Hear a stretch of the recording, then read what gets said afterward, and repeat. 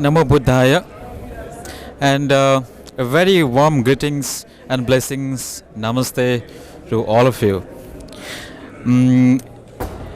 We are here today in this first Global Buddhist Summit, which is taking place in New Delhi, India. And recently the Honorable Prime Ministers have also inaugurated, and we had really very amazing and inspiring discussion among all the Venerable Sangha members, the Maha Sangha, dignitaries, eminent scholars, practitioners and follower of Dhamma. They have gathered up here today.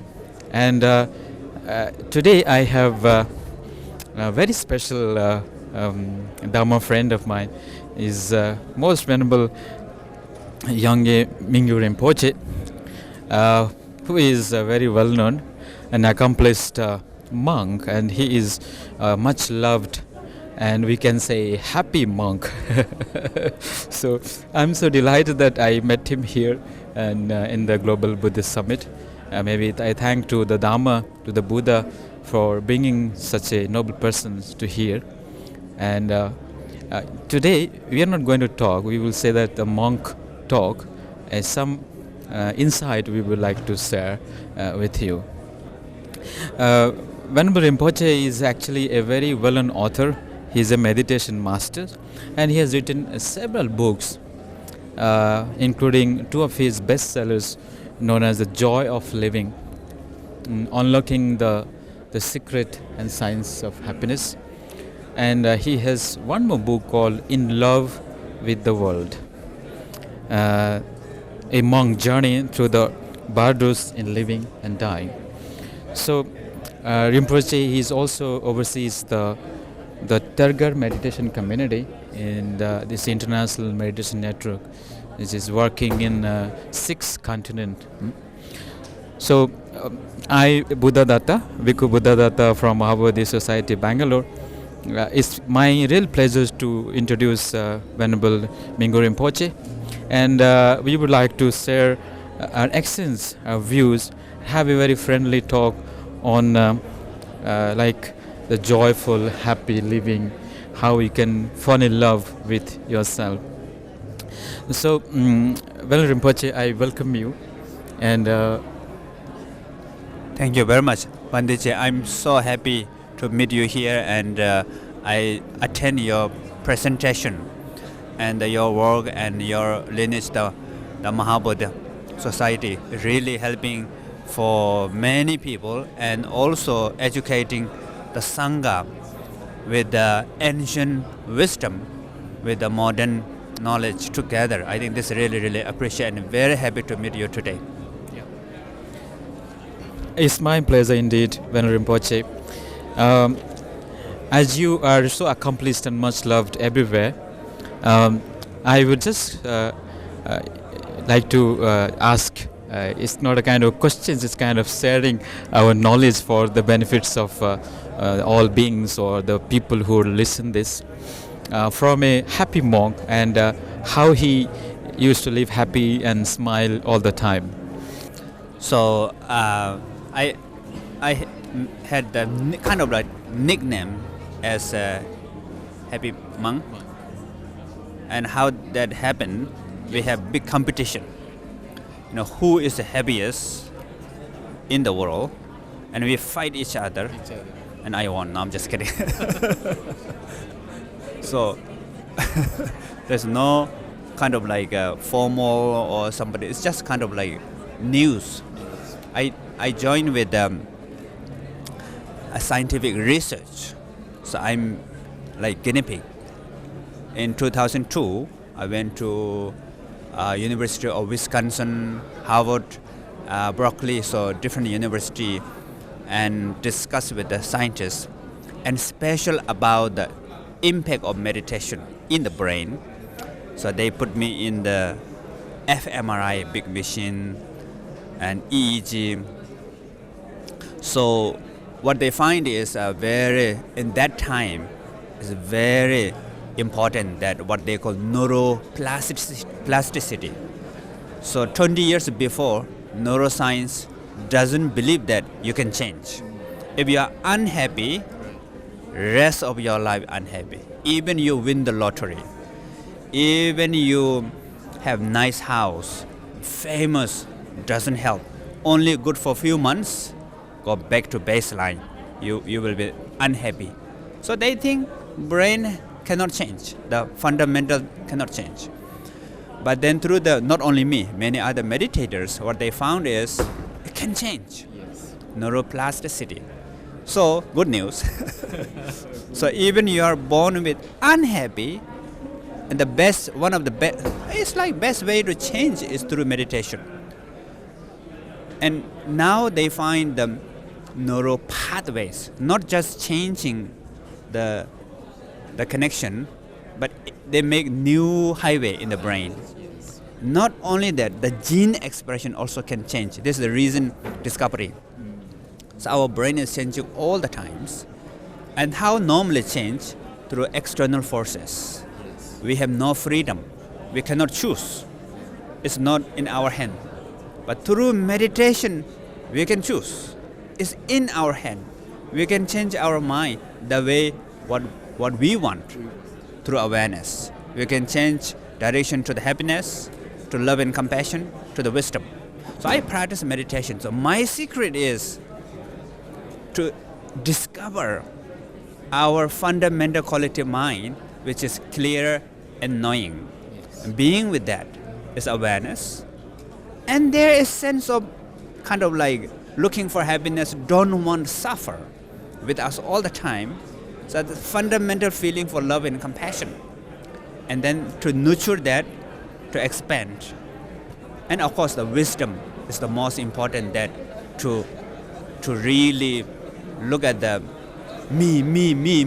Normally that's very sensitive, right? Makes very unhappy. And to see when you really look at the me is pieces, changing up and down. So you become more flexible, more openness. I think these are really important secret to be happy. Yes, thank you so much, Rinpoche, for sharing this very scientific view on how do we deal with, how do we look at our body and mind with awareness, so that we can be happy at this present moment. Yeah, we have to be happy. Now, when we look around the people in the world, actually somewhere they are locked themselves in their perceptions, in their views, or in their so-called self-creations or something like that. And sometimes we forgot to unlock ourselves. So are we really forgot the key to happiness? Or the key is there, but you're not getting that key? Yes, I think normally we are looking happiness out there. Maybe on the food, fame, power, money, house. But actually, it's inside. It is just sensation. What is happiness is feeling. Suffering, also feeling. Happiness is just feeling. It's just in the body, in the mind. But normally we don't know that. We always look out there. So if you look in, the sensation comes in the body, feeling comes in the body. When we look at the nature of sensation, nature of feeling, we will develop wisdom. They are changing. They are pieces. I had panic attacks when I was young, very strong. Developed panic attacks with me around 8 years old, and I learned meditation. So what I did is I look at the panic. The moment I look at the panic, where to look? Sensation is the panic? Yes. Image is the panic? The word is the panic? That's the belief, the view. This is no good, this is terrible, the panic or panic. It's the panic. You cannot really find. And even I look at the sensation, changing, impermanence, like wave of the ocean. So many pieces. So when you see pieces, when you see change, the panic become like shaving foam. Looks like a rock, but inside full of bubbles.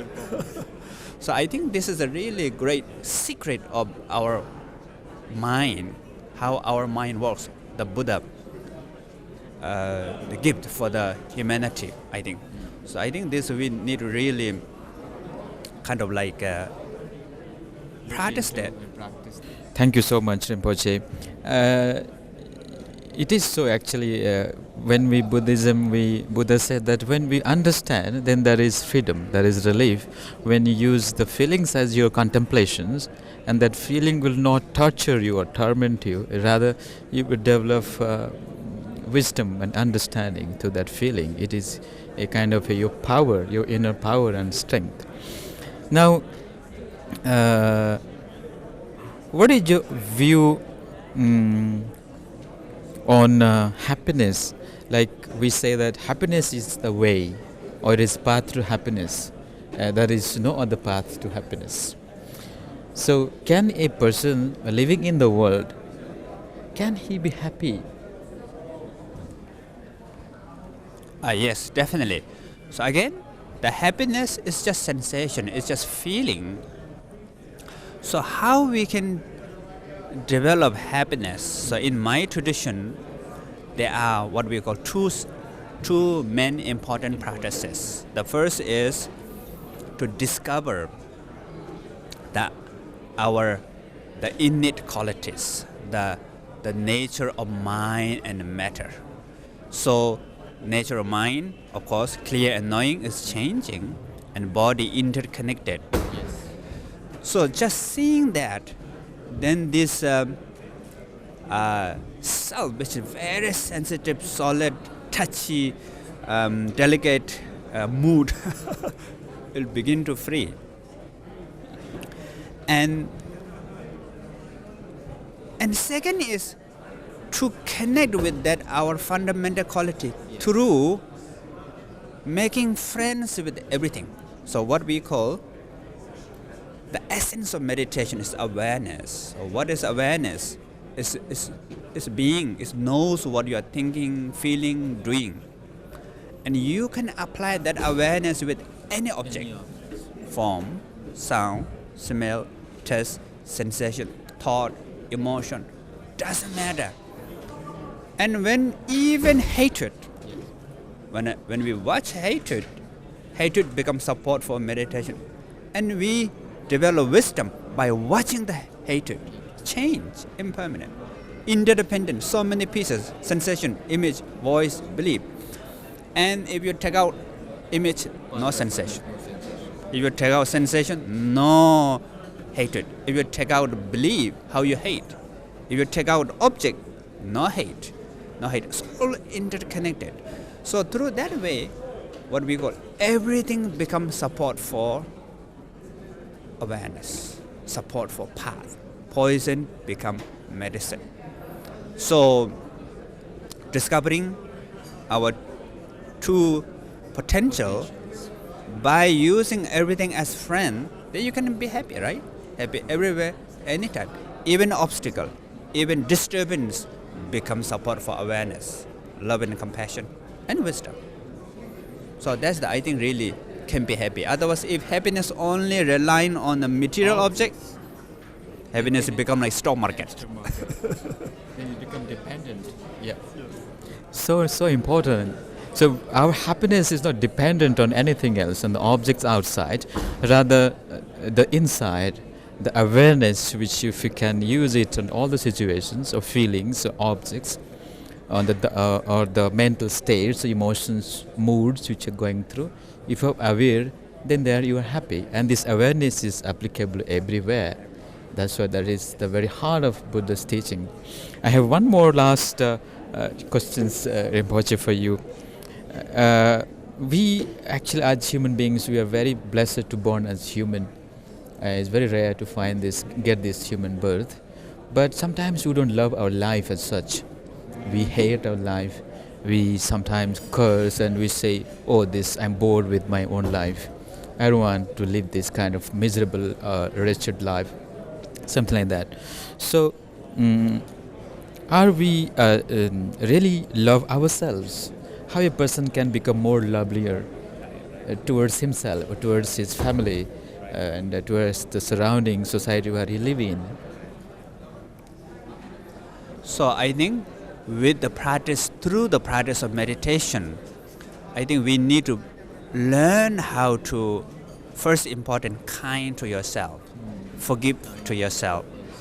So for example, even the first step of practice of meditation, if you practice breathing meditation, the first important, being with the breath as it is, so that's the wisdom, natural breath. Then what happened? What I call blah blah blah yada yada yada. Oh, I'm doing right, maybe not right. Oh, I'm thinking about my work, or my study, or food. What should I do tomorrow? Something happened yesterday. So many things. So what should we do that? Let them come. Important is what I call, when you said don't think about pizza, you will think about pizza more, and full of pizza in the end. In the dreams also. Yes. So let pizza come and let pizza go. But important is, as long as if you still remember your breath, you're okay. So not totally lost. You come back to the breath again. So if you remember your breath, everything's okay. That openness, allowing okay with not okay, is the beginning of forgiveness, self-kindness, compassion. Otherwise, we always judge, am I doing right? I'm not right. This is right. This is wrong. Should be done. So very rigid. So that cannot really open at the beginning. But through the breathing meditation, you can. Not only that, then slowly vipassana, by watching the body and the sensation and the mind and all phenomena with these three important things. Being with as it is, okay with not okay, but not lost. Be present. Be with the mindful. So I think this way, slowly we can develop. I'm okay. Everything's okay. And then we can discover awareness with us all the time. And nirvana is here. No need to go up. So then there's a value within ourselves. Respect, confidence. Then real love, self-love, compassion may arise. So be kind and be lovely towards yourself. And the more you love your life, the more you love yourself. And as Rinpoche just mentioned, the keys, the secrets to happy life, to lovely life, so that the life becomes the blessings for you here and now. And the inner contemplations is about a person's his own journey. He has to go through his own inner journey. He has to be mindful, aware, kind and loving, and also develop the quality of wisdom from moment to moment, as Rinpoche has just now mentioned it. I would like to ask Rinpoche to give us advice about the younger generations or the practitioners in the 21st century. How could they live happily, making the life purposeful? Just words of advice. I think the most important is whatever we do, the purpose is something connected with the compassion, loving kindness. Then our work become like holiday. Our job become like picnic. But if the purpose of whatever doing is selfish, even though you're winning, deep level, you feel not happy. But if your work is really helping maybe your friends, family, social, society, then you really find the purpose of life. And that you can do even cleaning. Yes. If you clean, yes, cleaning good for people's mind, people's health, so many things. If you see that value, cleaning will very happy, and you create what we call virtue, because there's mindfulness you can develop while cleaning. There's the kind and compassion, metta, karuna, and you can dedicate that virtue to all beings. So the cleaning become dharma also. So that monk talk, we end of here, but we gave you a message on how to live happily and joyfully with love, with respect towards your own life. How the small little actions can become wonderful actions, beautiful actions. And then you just, when you're walking, you're happy. When you're sitting, standing, or doing your chores in a house, you can apply this technique of mindfulness, compassion, kindness, and virtue. Develop your virtues, develop your karuna towards yourself and towards your all living beings. Then I'm sure that you are living a happy life right there, and you're experiencing this nibbanic bliss in your own life. So love and joy and compassion. Be kind to yourself, be kind to everybody. Okay, be happy, that's all.